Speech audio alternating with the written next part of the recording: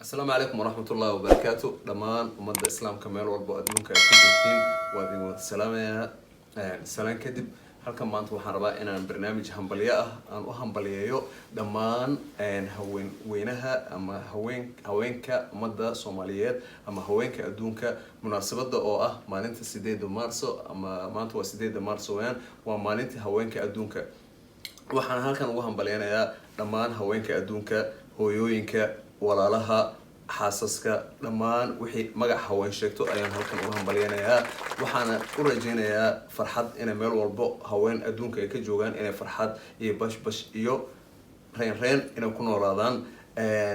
iyo waxaan ka codsanayaa dhammaan dhalinyarta Soomaaliyeed, waalidiinta, walaalaha, dawladda in xuquuqda haweenka mar walba la ilaaliyo, sababtoo ah haweenka sidoodaba waxay noqotaa hooyo, mar waxay noqotaa walaal oo abaaye ayay noqotaa, mar waxay noqotaa xaas oo adiga ayay ku dhalaysaa, marna waxay noqonaysaa ubadkaaga ama gabadhaada aad dhashay ayay noqonaysaa.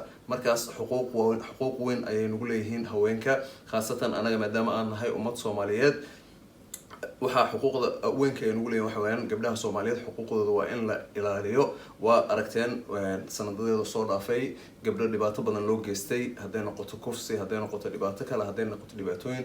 waxaan codsanayaa dhammaan ummadda islaamka ah iyo ummadda Soomaaliyeed aan ka dhalanay in si ixtiraam leh gabdhaha Soomaaliyeed loola dhaqmo, sababtoo ah carabtu waxay tiraahdaa hooyadu sideedaba waa madrasad ama hooyadu sideedaba waa iskool. yani haddii iskoolka uu wanaagsanaado, haddii hooyadu wanaagsanaato, waxaa wanaagsanaanayo shacabka ama waxaa wanaagsanaanayo ummadda ee dhalayso ama ubadka ee dhashay ayaa waxay noqonayaan ubad yani dhaxalgal ah ama ubad wanaagsan ayay noqonayaan.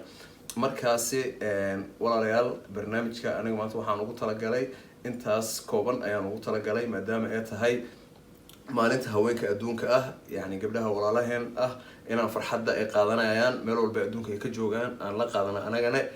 hambalyo 8 Maarso, hambalyo meel walba adduunka ay joogtiin waa idin hambalyanaya.